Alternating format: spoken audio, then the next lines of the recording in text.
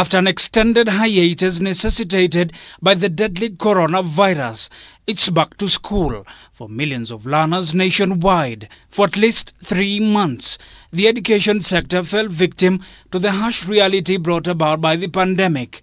In a matter of days after the country reported a first coronavirus case, President Uhuru Kenyatta then proceeded to declare all schools closed.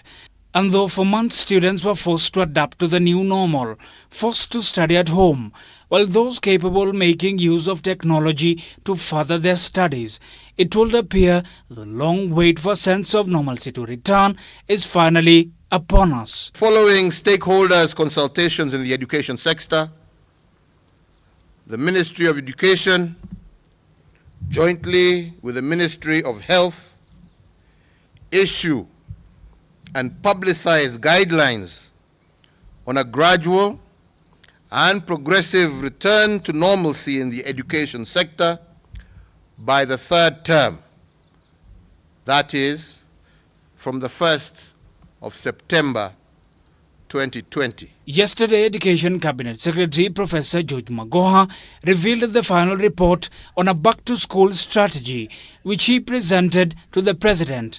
From the discussions, it is now abundantly clear that resuming learning was the top recommendation, with Kenyatta today revealing the Ministry of Education shall announce the new school calendar by the middle of August. A series of discussions is now expected in the coming few weeks.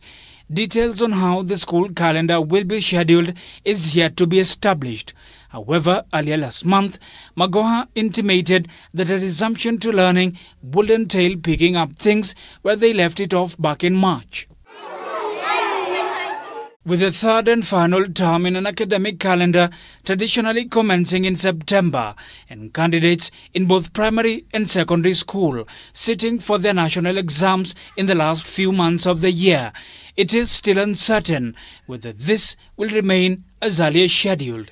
With 1st September appearing as a certainty, learners will also have a Herculean task of catching up with lost time and the syllabus if indeed they will transition to the next grade. Considering at least 351 schools have been converted into isolation centers, radical steps will no doubt be taken in the coming weeks to ensure the institutions of learning remain uninhabited, exclusively for learners. But it's also difficult to get children to constantly adhere to some of the measures that we put in place for prevention. Which means, one, I think it was pointed out about the timing of the opening. You want to really time this opening to a time when you're reporting a fewer number of cases. The ministry is also expected to provide further guidelines pertaining safety of learners, such as how social distancing will be observed in schools and whether teachers will be required to reside in the school compound, especially in boarding schools. So there may be different strategies around how children go to school, having a phased approach as opposed to opening everything at once. The next 3 months will no doubt be crucial, the fate of learners also lying on the country's capability to combat the spread of the coronavirus.